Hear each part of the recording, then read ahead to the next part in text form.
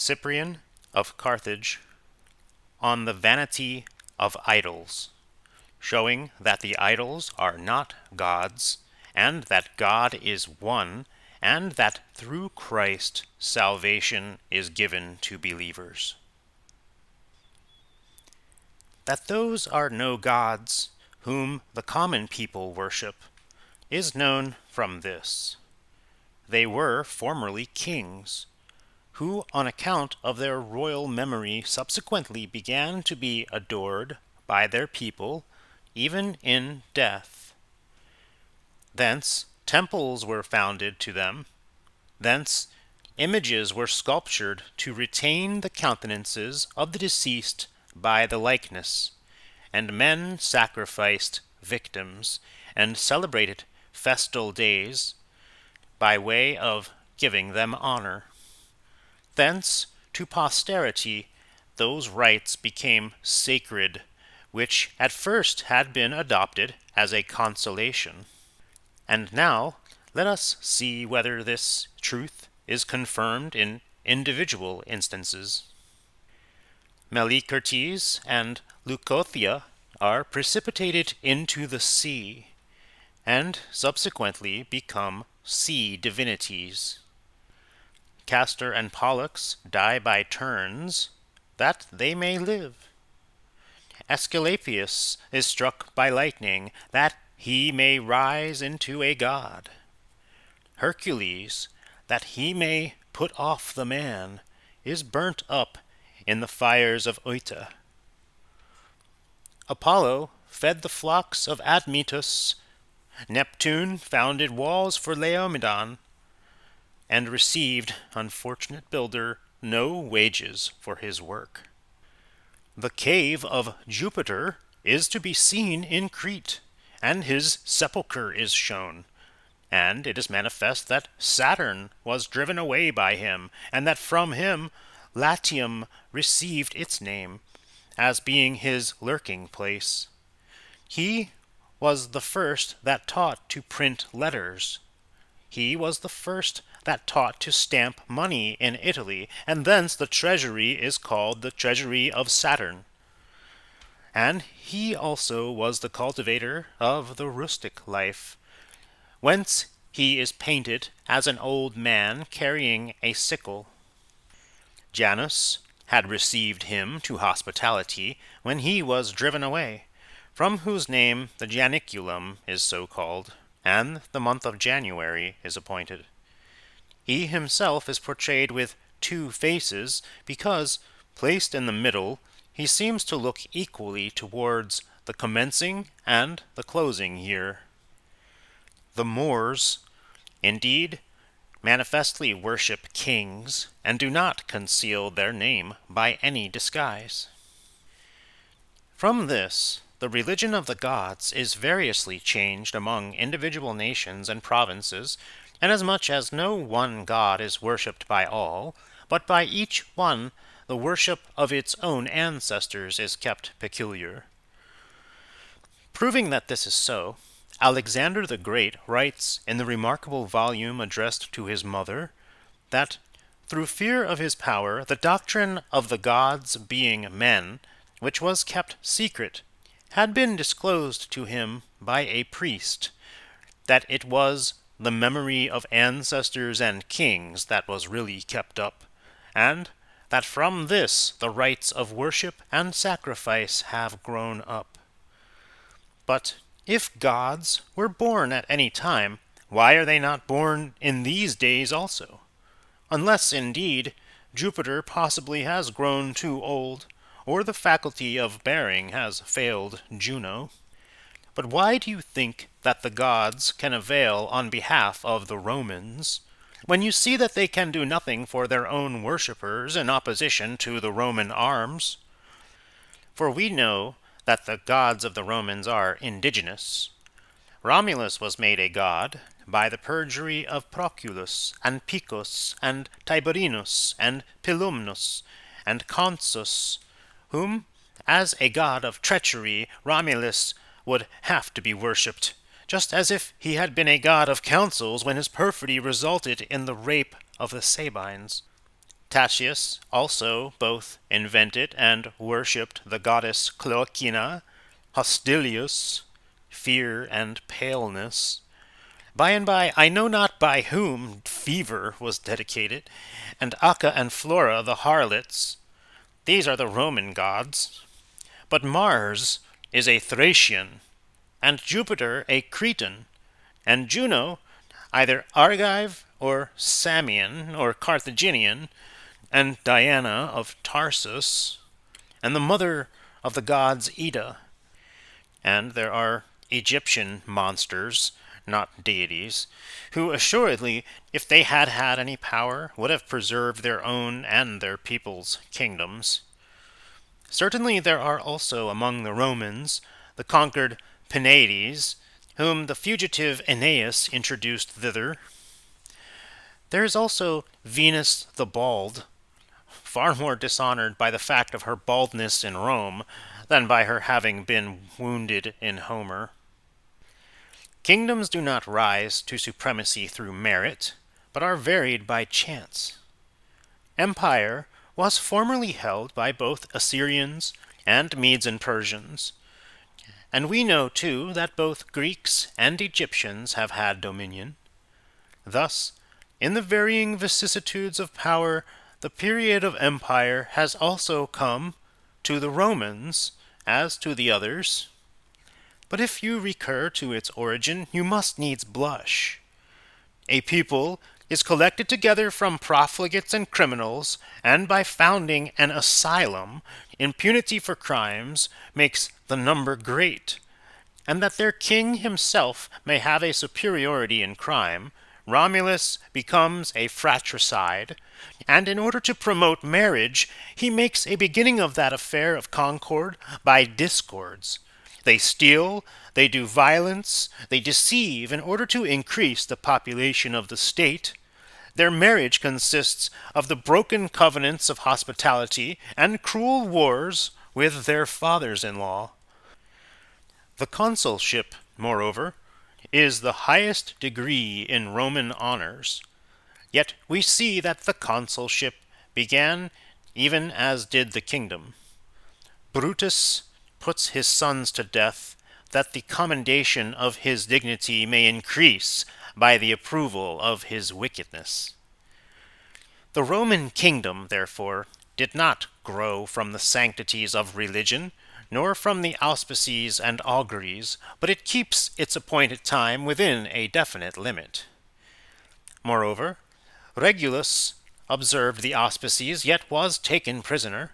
Mancinus observed their religious obligation, yet was sent under the yoke. Paulus had chickens that fed, and yet he was slain at Cannae. Gaius Caesar despised the auguries and auspices that were opposed to his sending ships before the winter to Africa, yet so much more easily he both sailed and conquered.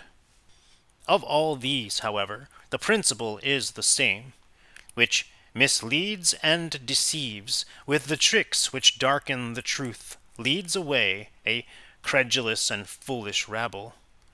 They are impure and wandering spirits, who, after having been steeped in earthly vices, have departed from their celestial vigor by the contagion of earth, and do not cease, when ruined themselves, to seek the ruin of others, and when degraded themselves, to infuse into others the error of their own degradation.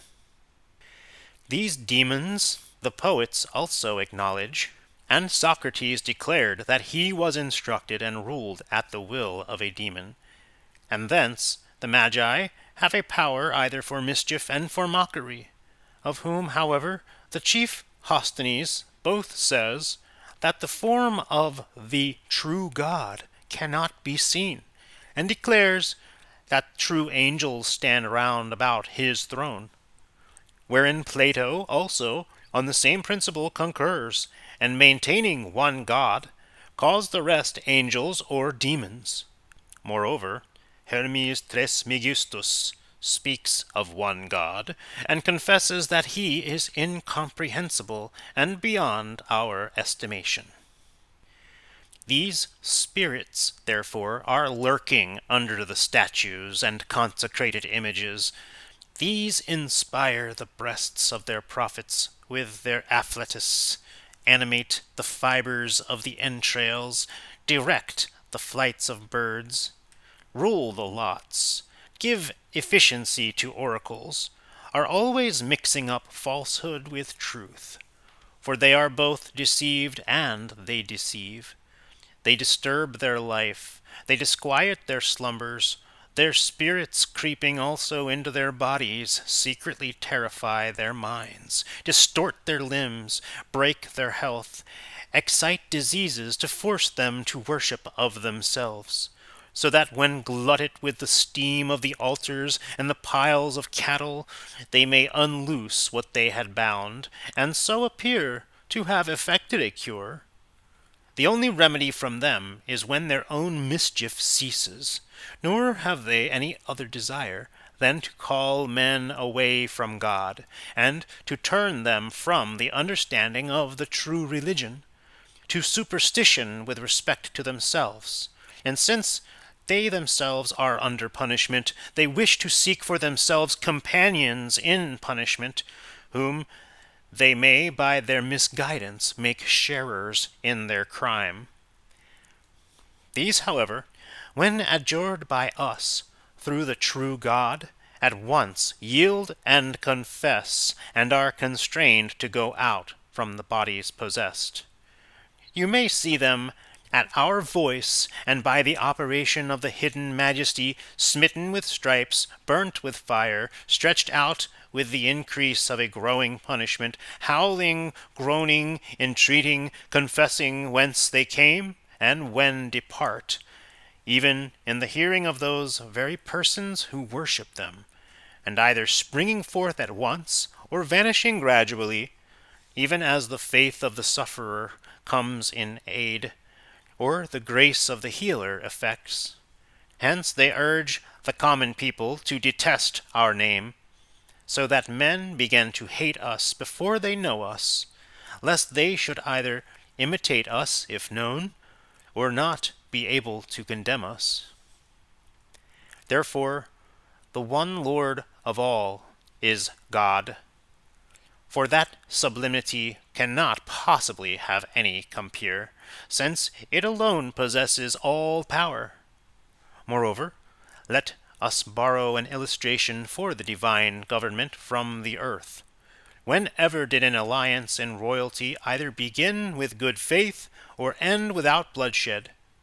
Thus, the brotherhood of the Thebans was broken, and discourse endured even in death in their disunited ashes. And one kingdom could not contain the Roman twins, although the shelter of the one womb had held them. Pompey and Caesar were kinsmen, and yet they did not maintain the bond of their relationship in their envious power. Neither should you marvel at this in respect of man, since herein all nature consents. The bees have one king, and in the flocks there is one leader, and in the herds one ruler. Much rather is the ruler of the world one, who commands all things, whatsoever they are, with his word, disposes them by his wisdom, and accomplishes them by his power. He cannot be seen, he is too bright for vision, nor comprehended. He is too pure for our discernment, nor estimated.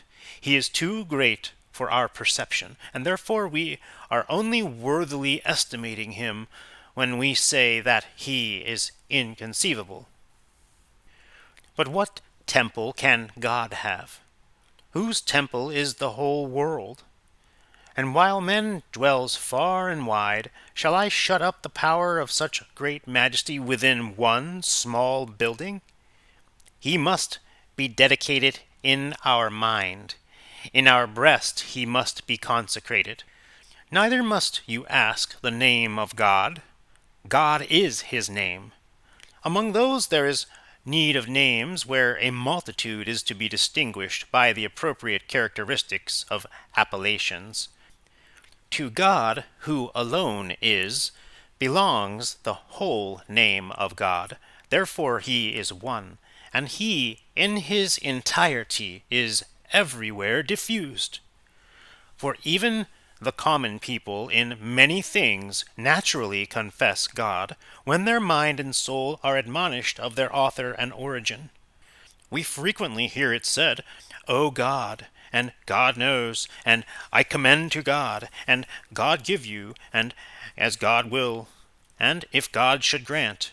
And this is the very height of sinfulness, to refuse to acknowledge him whom you cannot but know.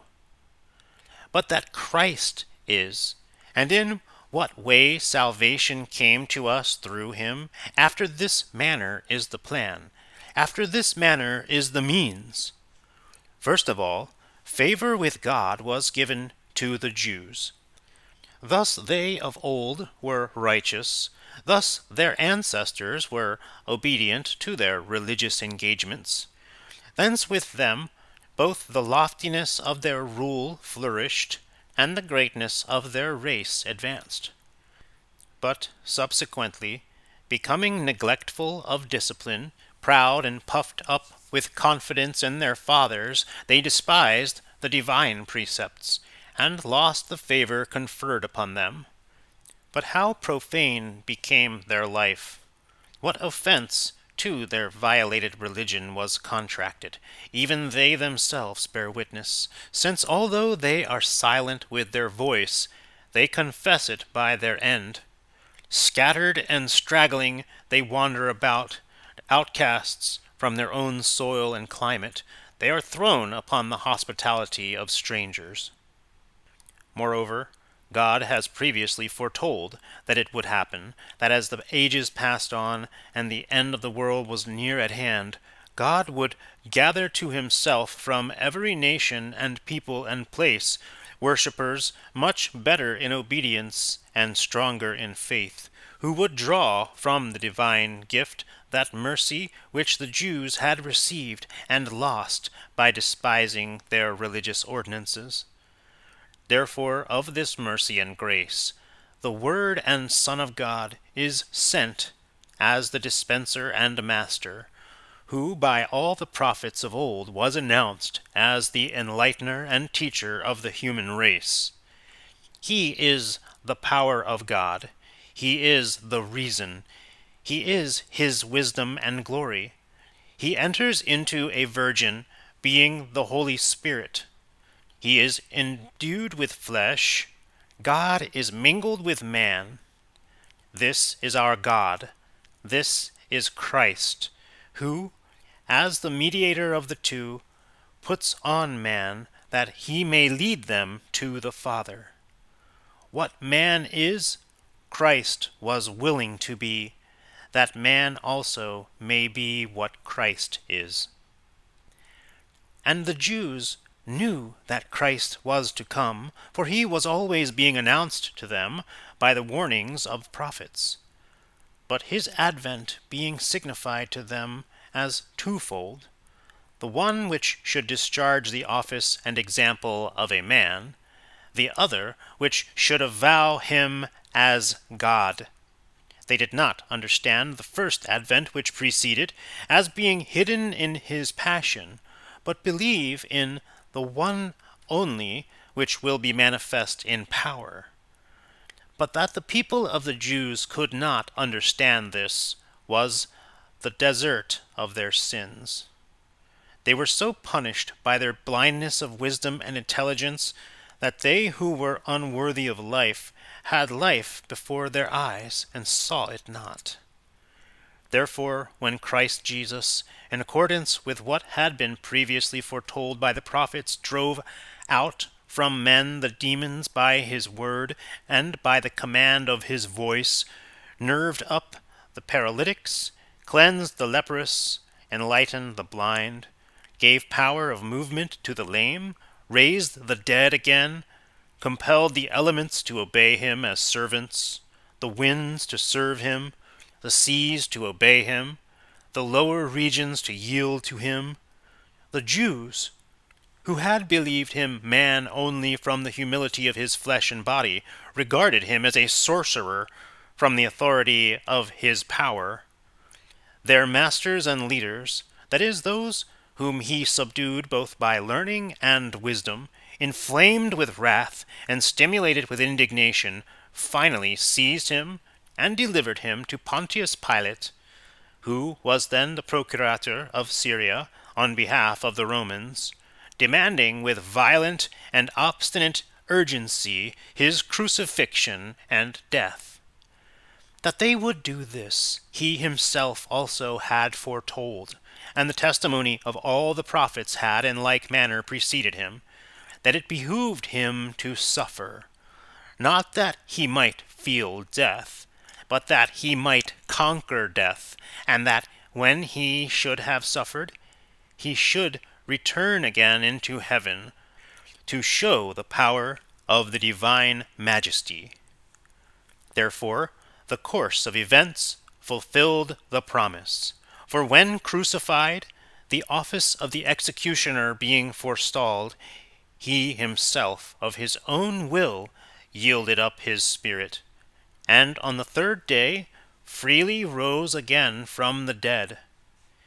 He appeared to his disciples like as he had been. He gave himself to the recognition of those that saw him, associated together with him, and being evident by the substance of his bodily existence, he delayed for 40 days, that they might be instructed by him in the precepts of life, and might learn what they were to teach.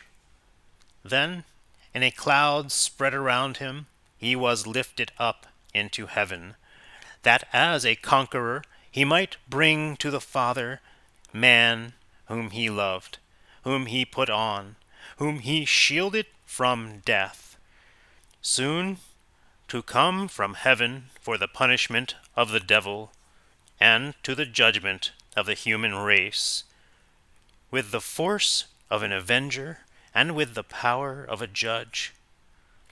Whilst the disciples, scattered over the world at the bidding of their Master and God, gave forth his precepts for salvation, guided men from their wandering in darkness to the way of light, and gave eyes to the blind and ignorant for the acknowledgement of the truth. And that the proof might not be the less substantial, and the confession of Christ might not be a matter of pleasure, they are tried by tortures, by crucifixions, by many kinds of punishments. Pain, which is the test of truth, is brought to bear, that Christ, the Son of God, who is trusted in as given to men for their life, might not only be announced by the heralding of the voice, but by the testimony of suffering. Therefore we accompany him, we follow him, we have him as the guide of our way, the source of light, the author of salvation, promising as well the Father as heaven to those who seek and believe. What Christ is, we Christians shall be, if we imitate Christ.